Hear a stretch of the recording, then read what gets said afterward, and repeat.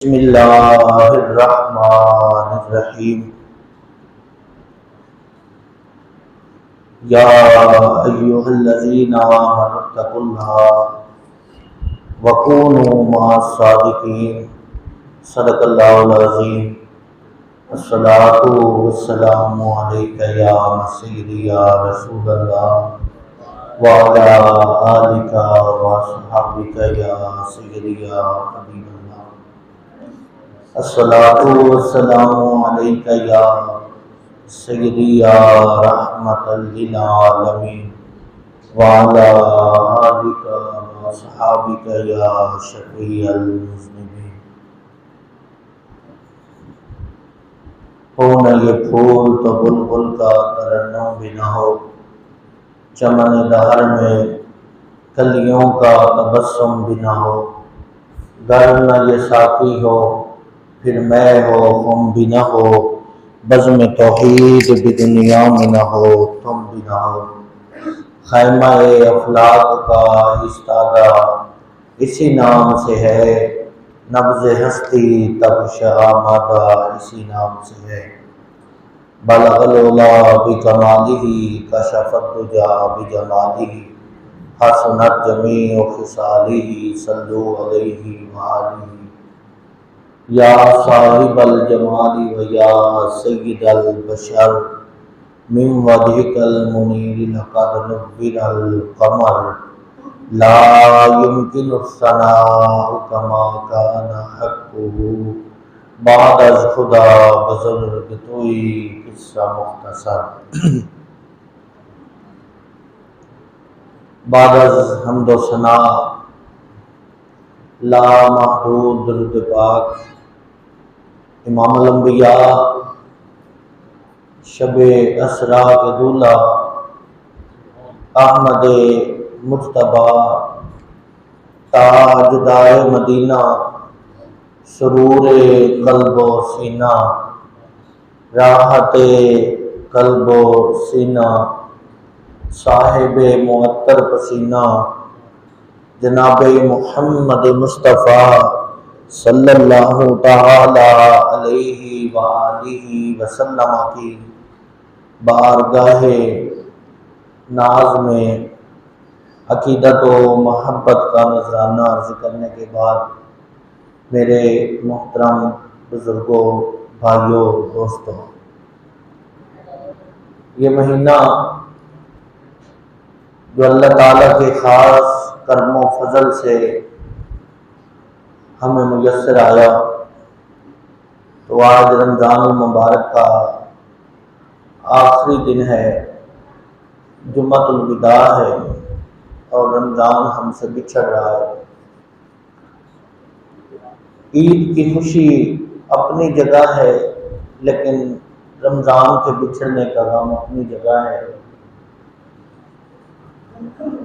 یہ مبارک مہینہ ہم سے بچھڑ رہا ہے، جو اللہ تعالیٰ کی بے شمار نعمتیں لے کر آیا، نور کے سائبان لے کر آیا، جس نے ہمارے دن تو روشن تھے ہی، ہماری راتوں کو بھی خوبصورت بنا دیا، جس نے ہمارے صبح و شام کو خوبصورت بنا دیا، منور بنا دیا، وہ مہینہ ہم سے بچھڑ رہا ہے۔ ہم نے اپنا محاسبہ کرنا ہے، ابھی بھی ٹائم ہے مغرب تک کے لیے۔ کیا ہم اس مہینے میں پکی اور سچی توبہ کر چکے ہیں؟ کیا جیسے ہمارے رب کا حکم تھا ہم نے یہ مہینہ ویسے گزار لیا، یا ہم نے کوتاہیاں کی ہیں، تو کیا ان پہ ہمیں شرمندگی بھی ہے یا نہیں؟ یہ آج کا جو دن ہے، یہ بڑا ہی کوئی خاص دن ہے، یہ امت مسلمہ کے لیے دنوں کا سردار دن ہے۔ ایک تو جمعہ المبارک اور پھر جمعۃ الوداع، اور پھر رمضان المبارک کا آخری دن اتنی برکتوں بھرا یہ دن ہے۔ نبی پاک علیہ السلام کے صحابہ رضوان اللہ علیہم اجمعین رویا کرتے تھے۔ رمضان کے آخری ایام آتے تو پریشان ہو جاتے، آقا علیہ السلام کے پیارے غلاموں کے چہرے اتر جاتے اور نبی پاک علیہ السلام کی خدمت میں آ کے رویا کرتے اور رو کے عرض کرتے، یا رسول اللہ صلی اللہ علیہ وسلم، ہمارا تو جی بھی نہیں کرا رمضان گزر گیا۔ اللہ ہمیں بھی ایسی لذت عطا فرما دے، ہمیں بھی وہ چاشنی اور سرور عطا فرما دے جو صحابہ کرام کو ملتا تھا۔ اللہ ہمیں بناوٹ سے محفوظ کرے، اللہ تعالیٰ ہمیں ریاکاری سے بچائے، دکھلاوے سے اللہ تعالیٰ ہمیں محفوظ رکھے، سچے دل سے پیار والا معاملہ کرنے کی اللہ تعالیٰ ہمیں توفیق عطا فرمائے۔ ہمارے تو نوجوان بچوں نے ایک ٹرینڈ بن گیا ہوا ہے، کسی بھی چیز کو اگر مس کرنا ہے تو ٹک ٹاک پہ، کسی کی تعریف کرنی ہے تو ٹک ٹاک پہ، کسی کو مس کرنا ہے تو ٹک ٹاک پہ۔ ہم نے تو اپنی نیکیوں کو بھی بگاڑ کے رکھ دیا ہے، ہم نے تو سحری اور افطاری کے بھی مذاق بنانے شروع کر دیے، ہم نے تو روزوں کو بھی بڑا آسان لیا ہے، ہم نے تو رمضان کا بھی مذاق بنانا شروع کر دیا۔ 15 روزے مکمل نہیں ہوئے اور ہم نے ٹک ٹاک لگانا شروع کر دیا کہ رمضان بچھڑ رہا ہے، دکھاوے کے لیے۔ پوسٹیں بھی انہوں نے لگائی جنہوں نے ایک بھی روزہ نہیں رکھا۔ تو تکلیف تو اس کو ہو جس کے 29 پورے ہوں اور پھر 30 کی کشمکش ہو تو وہ پریشان ہو کہ میرے 30 روزے ہو جاتے۔ اگرچہ اس کے بارے میں نبی پاک علیہ السلام کا فرمان ہے کہ جس نے 29 پورے رکھے اور چاند اگر 29 پہ نظر آ گیا تو وہ پریشان نہ ہو، اللہ تعالیٰ اس کو 30 کا ثواب عطا فرمائے گا۔ یہ رب کا کرم ہے، لیکن اس کے باوجود ایک ایمانی تقاضا ہے کہ بندہ پریشان ہو جائے یا ہمارا تھوڑا سا نقصان ہو جائے۔ آسان لفظوں میں جیسے ہم کہتے ہیں بھائی حلال دے پیسے ہوں 10 روپے بھی گم جان تو بڑی تکلیف ہوگی، تو رمضان کے جانے پہ ہم ٹاکے مار رہے ہوں اور ایک دوسرے کے ہاتھ پہ ہاتھ مار کے ہنس رہے ہوں اور ایک دوسرے کو خوش گپیاں مار رہے ہوں اور ایسے ہم بیٹھے ہوں جیسے رمضان ہمارے قریب سے بھی نہیں گزرا، تو مطلب یہ ہوا کہ ہمارے 10 روپے کی زیادہ ویلیو ہے رمضان سے۔ ایک بات تو طبیعت میں بے چینی اتنی ہو کہ دیکھنے والا سمجھے کہ اس کی جو سب سے کوئی قیمتی چیز تھی وہ کھو گئی ہے، اس سے رمضان بچھڑ گیا ہے، اور وہ پوچھے کہ ہوا کیا ہے، تو پھر مومن کی یہ کیفیت ہو کہ وہ بتا بھی نہ سکے اور اس کے بتانے سے پتہ چلے کہ اس کو کوئی سرور مل رہا تھا جو رک گیا ہے۔ نبی پاک علیہ السلام کے صحابہ رویا کرتے تھے اور رو کے عرض کرتے، یا رسول اللہ صلی اللہ علیہ وسلم دعا فرما دیں پورا سال رمضان ہی رہا کرے، ہمارا دل نہیں لگتا۔ یہ کیفیت ہمیں کب ملے گی جو حضور علیہ السلام کے صحابہ کو ملتی؟ پھر ایک مہینہ وہ اس محبت سے گزارتے صحابہ کرام کہ پہلے 6 ماہ ان کی مستی ختم نہیں ہوتی تھی، جو رمضان میں انہوں نے نعمتیں، جو محبتیں اور جو اللہ تعالیٰ کی کرم نوازیاں انہوں نے سمیٹی ہوتی تھی، وہ اس کی لذت اتنی ہوتی تھی کہ 6 ماہ تک ان کو اس کی مستی رہا کرتی تھی، اور پھر جب اگلے 6 ماہ شروع ہوتے تو ان کو انتظار شروع ہو جاتا اور وہ اگلے 6 ماہ رمضان کا انتظار کیا کرتے۔ جس رب کو رمضان سے اتنا پیار ہے، چاند رات جو آج رات آنے والی ہے، مغرب کے ٹائم رب تعالیٰ فرشتوں کو حکم فرماتا ہے کہ جنت ایک ایسی خوبصورت چیز ہے جس کا تصور بھی نہیں کیا جا سکتا، اتنی خوبصورت ہے۔ نبی پاک علیہ السلام فرماتے ہیں اللہ تعالیٰ چاند رات کو فرشتوں کو بلا کے فرماتا ہے کہ جنت کو سجا دو، جنت کو سنوار دو، خوبصورت بنانا شروع کر دو۔ میرے مولا کوئی خاص مہمان آ رہا ہے تو رب فرماتا ہے میرا رمضان آ رہا ہے، چاند رات سے، یعنی 11 مہینے جنت کو رمضان کی آمد میں سجایا جاتا ہے۔ تو رب کے ہاں اس مہینے کا کیا مقام ہوگا، کیا مرتبہ ہوگا۔ نبی پاک علیہ السلام کے پیارے غلاموں، اللہ تعالیٰ نے جیسے بے شمار انبیاء کو معجزات عطا فرمائے اور القابات سے نوازا، حضرت جناب سیدنا ابراہیم علیہ السلام کو اللہ تعالیٰ نے خلیل اللہ کا لقب دیا، آدم علیہ السلام کو صفی اللہ کا لقب دیا، عیسیٰ علیہ السلام کو روح اللہ کا ذکر دیا، اسماعیل علیہ السلام کو ذبیح اللہ کا لقب دیا۔ تو یہ 1,24,000 کم و بیش انبیاء، ان میں سے کوئی بھی ایسا نہیں جس کی شان میں کوئی کمی کی جا سکے۔ یہ مسلمان کے ایمان کا حصہ ہے، سارے برابر بڑا بڑی شان والے، لیکن جتنی شانیں رب نے سارے نبیوں کو عطا فرمائیں وہ سب کی اکٹھی کر کے اور اس سے بڑھا چڑھا کے اللہ تعالیٰ نے ہمارے نبی علیہ السلام کو وہ شانیں عطا فرمائیں۔ یہ اعزاز ہے اس امت کو۔ اور پھر جیسے سارے نبیوں سے بڑا مقام اللہ تعالیٰ نے ہمارے نبی علیہ السلام کو عطا فرمایا، ایسے ہی پھر اللہ تعالیٰ نے ساری امتوں میں سے اس امت کو بھی بڑا مقام عطا فرمایا۔ حضور فرماتے ہیں کہ جب قیامت کا دن ہوگا تو 1,24,000 کو مویشی انبیاء کرام کی امتیں جب تشریف لائیں گی تو رب تعالیٰ فرمائے گا ٹھہر جاؤ۔ ان امتوں کو حکم ہوگا جو پہلے آئی ہیں، ان کو حکم ہوگا ٹھہر جاؤ۔ تو جنت کے دربان کو حکم ہوگا کہ دروازہ کھولو، میرے محبوب مصطفیٰ کی امت آ رہی ہے۔ یہ شان، یہ مقام ہے اس امت کا، یہ اعزاز ہے۔ ہم تو اپنا وقار ہی کھو بیٹھے ہیں۔ ہم نے تو کبھی یہ سوچا ہی نہیں کہ ہم آئے کیوں تھے اور ہمارا مقام کیا ہے۔ اگر ہم اپنے آپ کی قدر کو سمجھ لیں تو دوسروں کی قدر ہمیں خود بخود آ جائے گی۔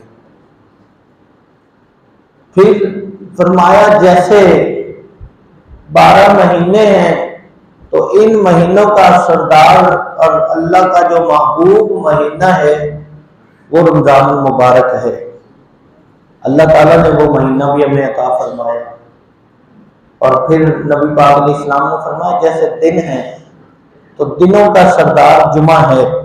پہلی امتوں میں اللہ تعالیٰ نے یہودیوں کو بڑا دن ہفتہ عطا کیا اور عیسائیوں کو اللہ تعالیٰ نے بڑا دن اتوار عطا کیا۔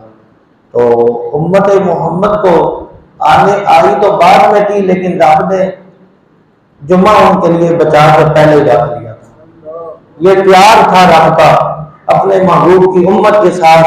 اب امت سوچے کہ ہم کہاں کھڑے ہیں، یعنی یہودی پہلے آئے تھے لیکن ان کو رب نے ہفتہ دیا، عیسائی بعد میں آئے، رب نے ان کو اتوار دیا۔ تو جو امت ساری امتوں کے بعد آ رہی تھی ان کے لیے رب نے جمعہ رکھا ہوا تھا اور ان کو سارے دنوں کا سردار جمعہ عطا فرما دیا۔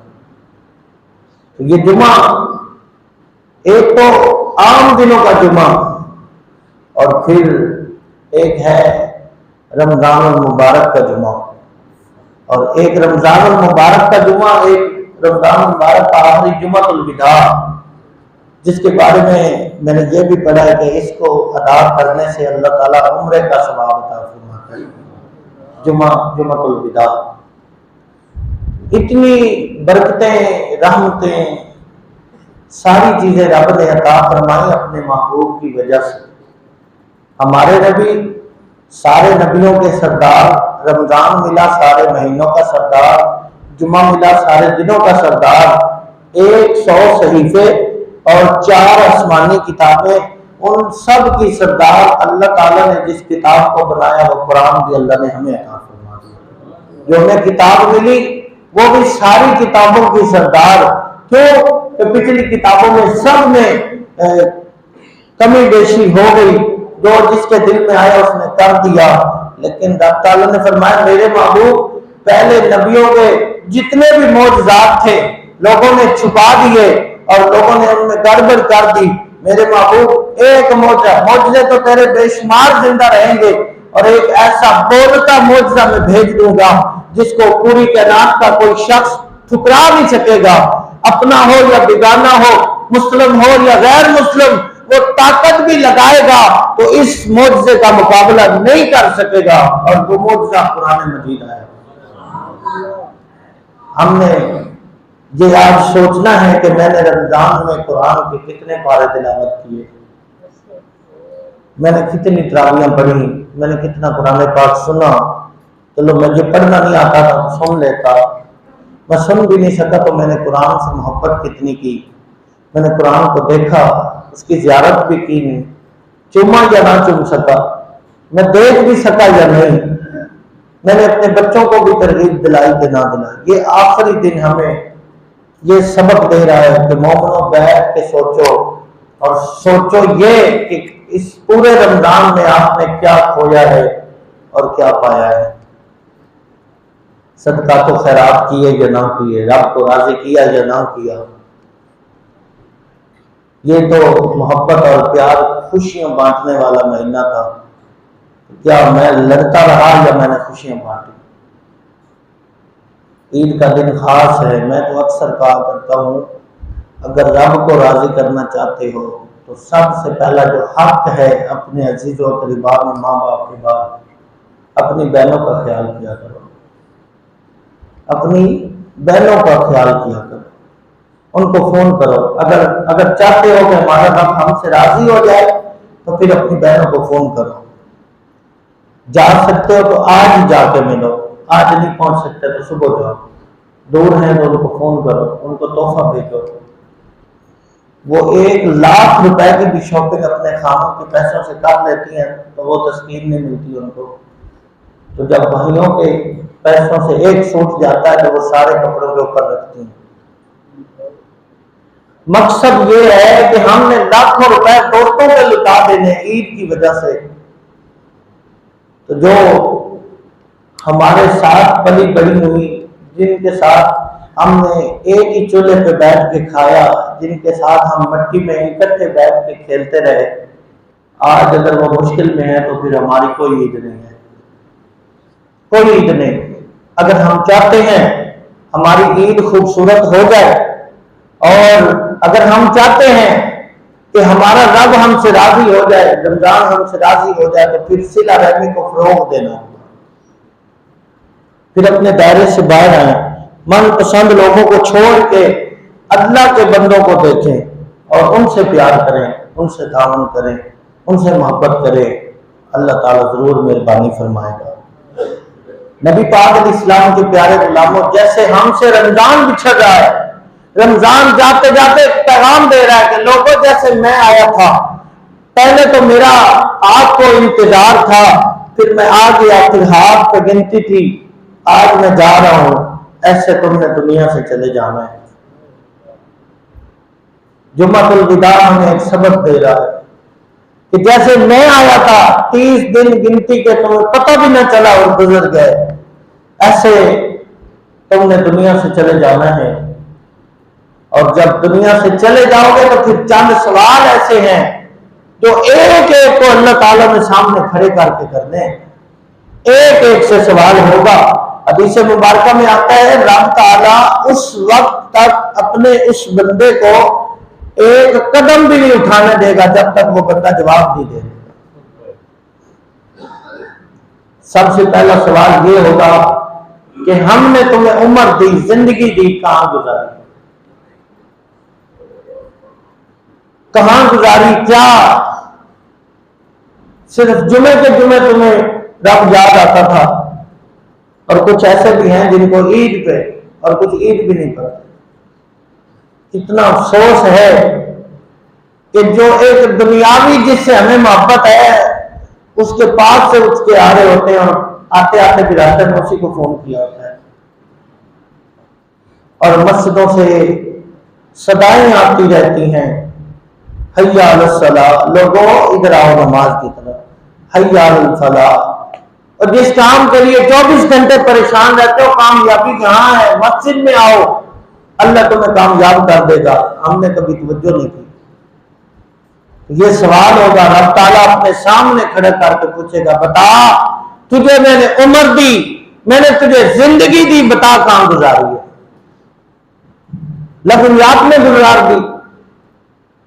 جی میرا پیشہ یہی تھا موسیقی، میں تو ساری زندگی موسیقی کرتا رہا، شیطانی عمل میں لگا رہا، یہ میرے کام بڑے تھے اس لیے میں نیکی نہ کر سکا، میری دنیاوی مصروفیت بہت تھی، مجھے تو تیری یاد ہی نہ آ سکی۔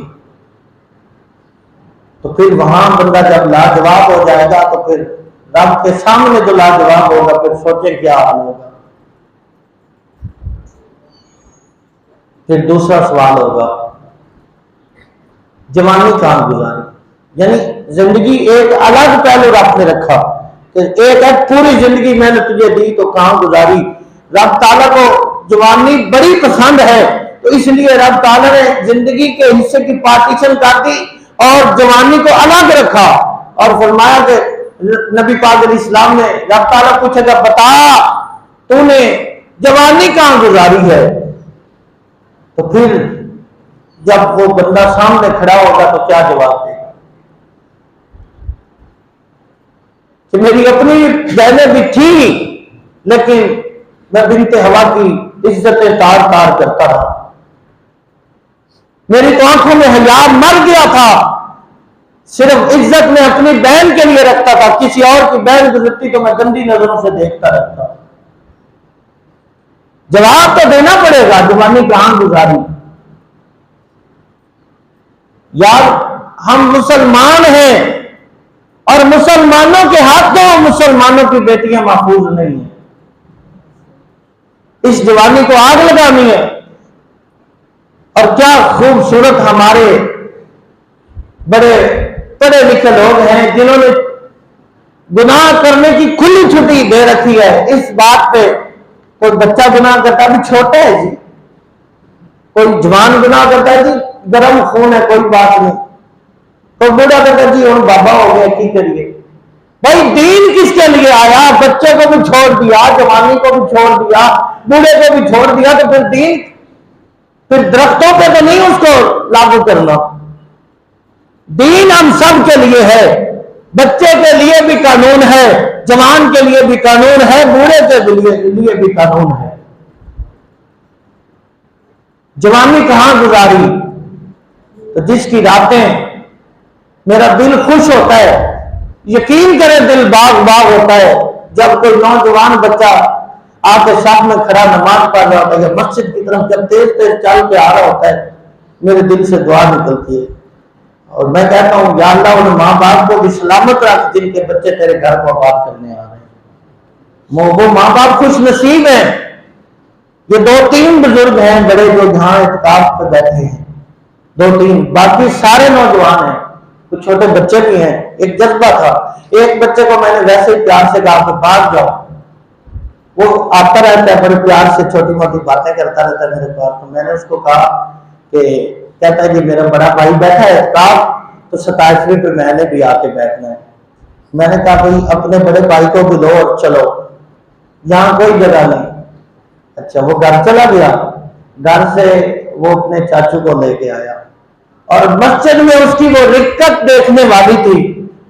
آپ یقین کریں کہ جب میں نے اس کی اس چاٹ کو دیکھا، وہ چھوٹا سا بچہ ہے لیکن اس کی ایک کیفیت کو جب میں نے دیکھا تو میں نے اللہ کا شکر ادا کیا، میرے مولا تیرا شکر ہے کہ ابھی تک اگر جب جو دین کی بات چل رہی ہے اور جو کفر ہمارے مقابلے میں کھڑا نہیں ہو رہا، یہ جذبہ ہے جو تو نے اپنے معبود کی امت میں رکھا ہوا ہے۔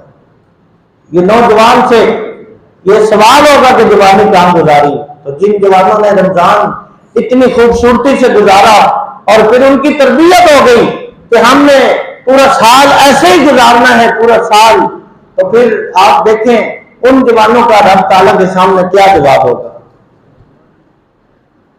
جو 24 گھنٹے اللہ کے گھر میں آ کے بیٹھ گئے اور پھر چند ایک گھنٹے گنتی کے 3 یا 4 یا 5 24 گھنٹوں میں سے جنہوں نے آرام کیا تو ذکر و فکر میں لگے رہے، نوافل پڑھتے رہے، صلاۃ و تسبیح پڑھتے رہے، قرآن پاک پڑھتے رہے، مراقبہ کرتے رہے، یہ سچی بات ہے.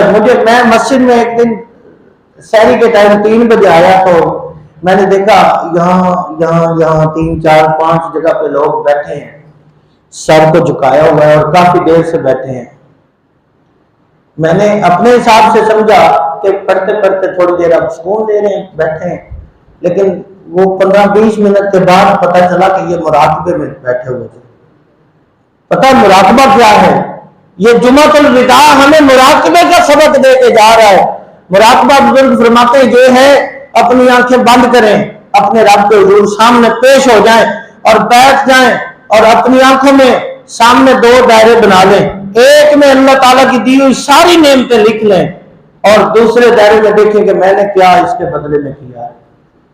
یہ مراقبہ ہے. جب بندہ بیٹھ کے سوچے گا, آنکھیں بند ہوں گی, دل اللہ تعالیٰ کی طرف متوجہ ہوگا کہ میرے رب نے آنکھیں دی, پوری کائنات میں کوئی آنکھ نہیں دے سکتا. ہاتھ کٹ جائے اس کی ایک لمٹ ہے کہ کتنی دیر میں اس کو دوبارہ لگایا جائے تو چل سکتا ہے, ورنہ اگر نہ ہو کسی کا اتار کے لگایا جائے, کوئی کائنات میں ایسا شخص نہیں جو کہ میرا ہاتھ اتار کے اپنے ساتھ لگا لو. ٹانگ ہے, پاؤں ہیں اور جسم کا ایک ایک حصہ, ان کو تو ہم نے کبھی کاؤنٹ بھی نہیں کیا. ہم تو صرف پیسوں کو کاؤنٹ کرتے ہیں. اس مہینے اتنی انکم ہوئی, پچھلے مہینے تو صحیح کام چلا یار, اس دفعہ پتہ نہیں کی ہو گیا. ہم نے صرف پیسوں کو اپنی زندگی کا معیار بنایا ہوا. مراقبہ یہ ہے کہ رب نے کتنی نعمتیں تیرے مانگے بغیر تجھے دی ہیں. اے بندے یہ سوچ تو نے ان کے مقابلے میں, ان کے بدلے میں رب تعالیٰ کا کتنا شکر ادا کیا, کیا نیکی کی. تو جب بندہ بیٹھ کے سوچے گا اس کے دل میں نور اترے گا, ایک کیفیت ہوگی, ایک طبیعت بنے گی اور وہ سوچے گا یار میں کچھ نہیں کر سکا لیکن اب میں ضرور کروں گا. یہ ہے مراقبہ. جب نوجوان بچے مراقبہ کرنے لگ جائیں تو زندگی نہیں بدلے.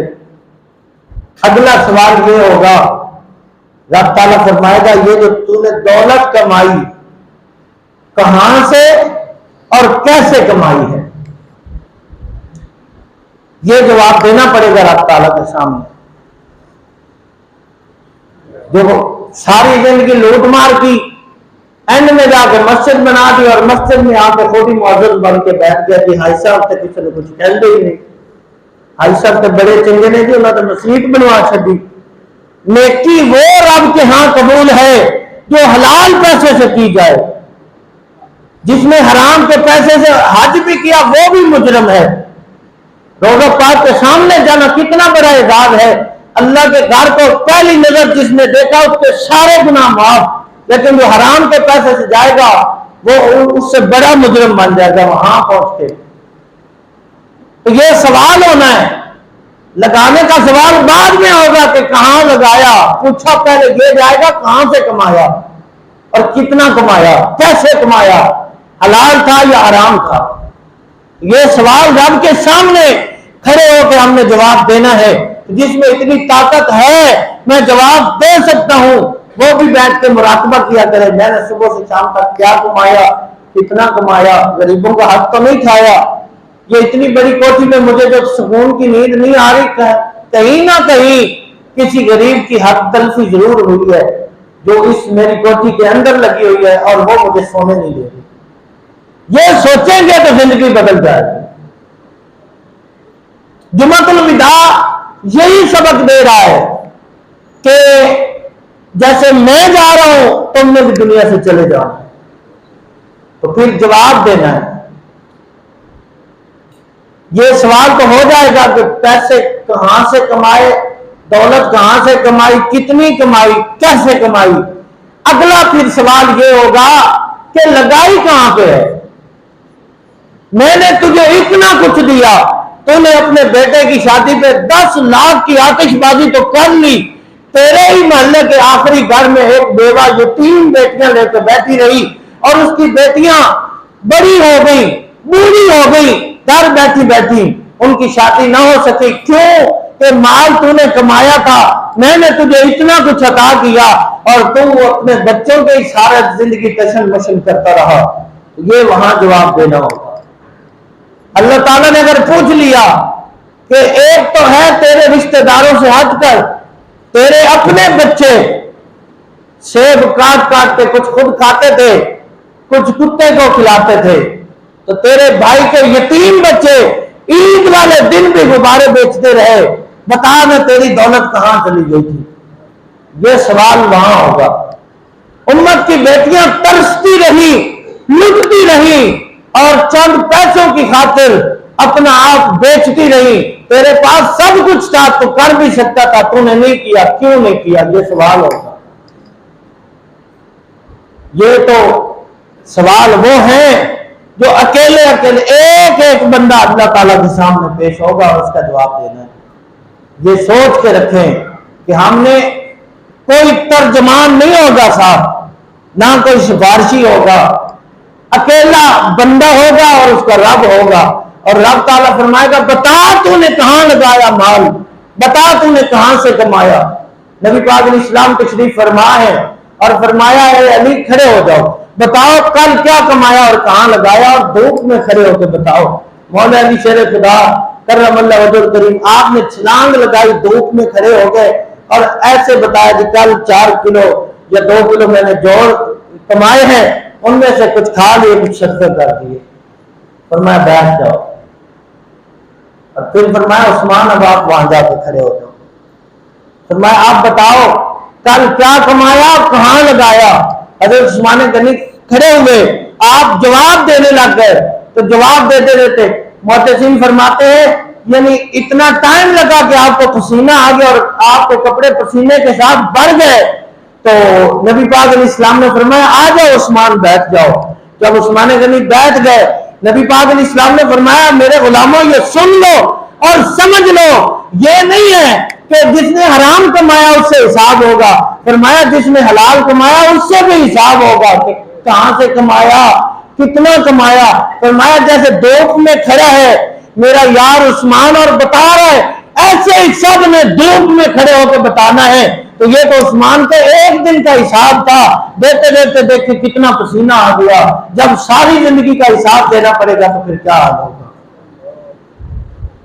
تو پھر ہم نے آج ہی اپنے رب سے توبہ کریں، کیونکہ وقت بہت قلیل ہے، شام ہو جائے گی، رمضان چلا جائے گا، ابھی بھی رب کی رحمت کے خزانے وسیع ہیں، کھلے ہیں، جنت کے دروازے کھلے ہیں، رحمت کے دروازے کھلے ہیں، معافی کے دروازے ابھی بھی کھلے ہیں۔ رمضان جاتے جاتے یہ بتا رہا ہے لوگوں اگر ابھی تک بھی کچھ نہیں کر سکے اب بھی وقت ہے، واپس آ جاؤ، ابھی بھی مغرب تک تمہارے پاس ٹائم ہے، واپس آ جاؤ۔ ایک بار تو رو کے رب سے معافی مانگ لو۔ اگر تمہاری آنکھوں کی پلکوں کی ایک بال بھی اگر بھیگ گیا تمہارے رونے سے تو پھر سمندر کی جھاگ سے بھی زیادہ، پانیوں کے قطروں سے بھی زیادہ، درختوں کے پتوں سے بھی زیادہ اگر تمہارے گناہ ہوں گے تو رب معاف کر دے گا۔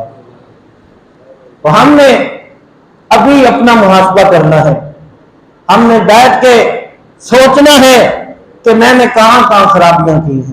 نبی پاک علیہ السلام فرماتے ہیں کہ جو جنت میں جانے والا سب سے آخری شخص ہوگا، اللہ تعالیٰ اس کو جتنی دنیا ہے اس سے 10 گنا بڑی جنت عطا فرمائے گا، اور وہ اس کی سارے جنتیوں میں سے سب سے چھوٹی جنت ہوگی۔ حضور فرماتے ہیں رب کو اتنا اپنے بندوں پہ پیار آتا ہے کہ ایک شخص ایسا ہوگا نہ وہ جنت میں نہ جہنم میں، درمیان کے راستے میں کھڑا ہوگا، اس کا چہرہ جہنم کی طرف پھرا ہوگا۔ رب تعالیٰ فرمائے گا میرے بندے مانگ لے، اگر کچھ مانگنا ہے تو میں آج بھی تجھ پہ کرم کر دیتا ہوں۔ تو وہ بندہ قیامت کے دن کوئی بندہ اپنی مرضی سے یہاں سے ایسے دیکھ بھی نہیں سکے گا جب تک اللہ تعالیٰ نہیں چاہے گا۔ آج ہمیں موقع دیا ہے کہ اب تم کرو اپنی مرضی، تمہیں میں نے کھلی چھٹی دی ہے، ابھی تو پتہ چلے گا کہ تم میری بات مانتے ہو یا اپنی من مانیاں کرتے ہو۔ قیامت کے دن پھر رب کی مرضی چلے گی۔ حضور فرماتے ہیں اللہ تعالیٰ اس بندے کو فرمائے گا میرے بندے مانگ لے کچھ مانگنا ہے تو، نہ تو جنت میں ہے نہ جہنم میں، مانگ کچھ، کیا مانگتا ہے؟ وہ بندہ عرض کرے گا میرے مولا جہنم کی طرف سے بڑی بدبو آ رہی ہے اور بڑی تپش ہے، مہربانی فرما میرا چہرہ جنت کی طرف پھیر دے۔ رب تعالیٰ اس کا چہرہ جنت کی طرف پھیر دے گا۔ تھوڑی دیر کے بعد وہ بندہ عرض کرے گا میرے مولا وہ سامنے جو درخت نظر آ رہے یہاں تو بڑی کڑی دھوپ ہے اور وہ جو درخت تیری رحمت کا سائبان لگتا ہے، کیونکہ اس دن درخت تو ہوگا ہی نہیں، سایہ تو رب کی رحمت کا ہوگا۔ وہ بندہ عرض کرے گا میرے مولا مجھے اس درخت وہ سائبان سائے کے نیچے بھیج دے۔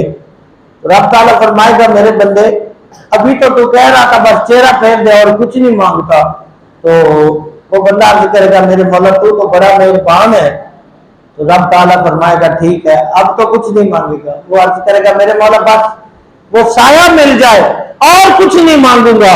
جب وہ سایہ مل جائے گا تو وہ بندہ پھر اس کو جنت کی خوشبو آنا شروع ہو جائے گی۔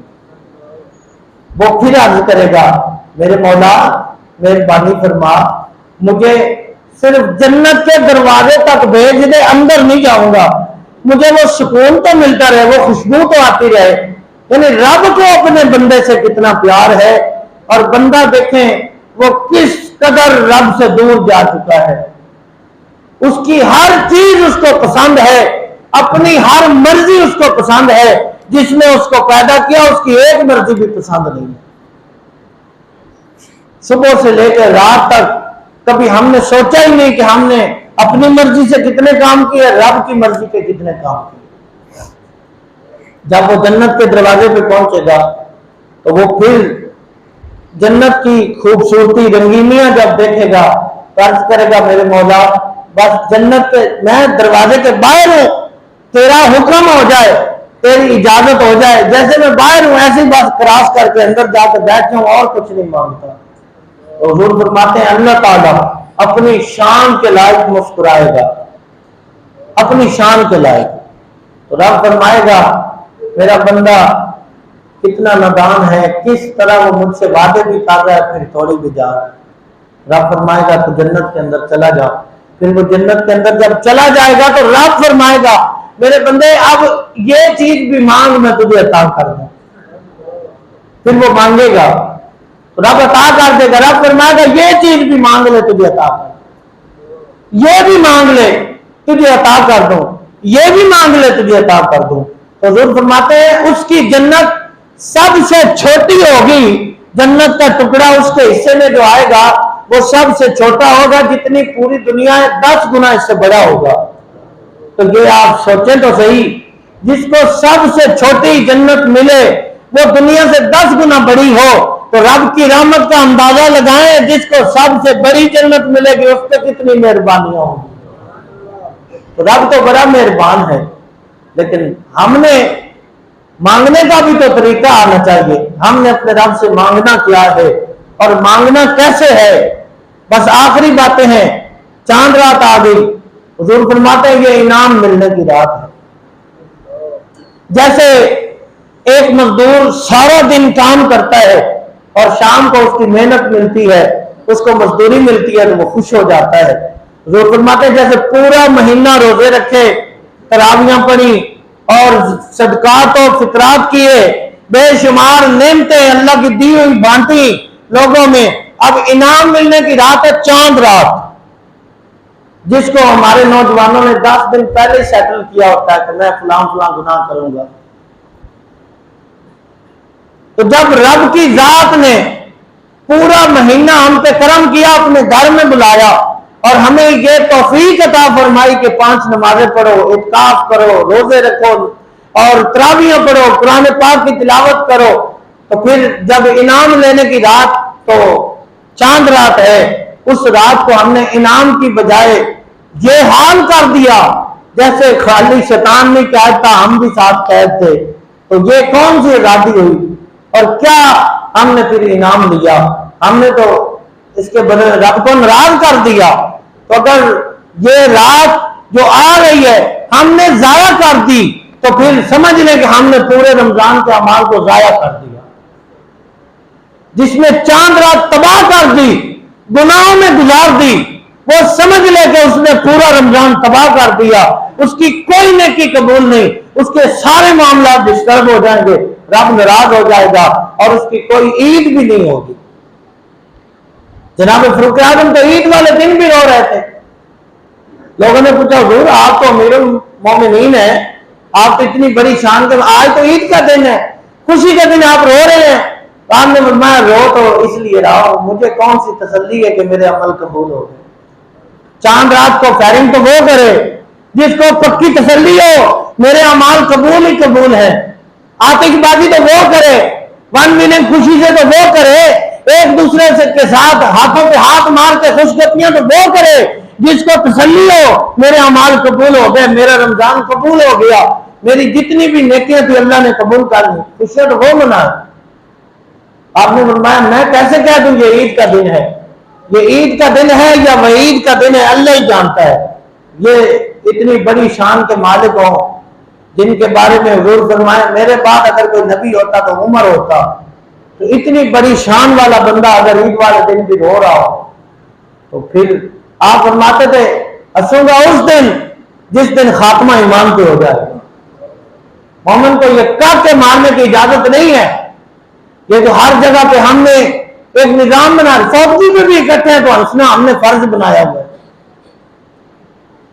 کسی کا باپ فوت ہوا ہے، بجائے اس کے کہ ہم اس کے پاس جا کے بیٹھے کچھ پڑھے اس کو دلی تسلی دیں، مومن ہونے کے ناطے اس کو صبر کی تلقین کریں، وہ پریشان ہے کہ میرا باپ فوت ہوا ہے اور ہم نے ایک الگ سے گوٹ بنائی ہوئی ہے 2-4 دوستوں کی، ہم وہاں بیٹھے بھی ہنس رہے ہیں۔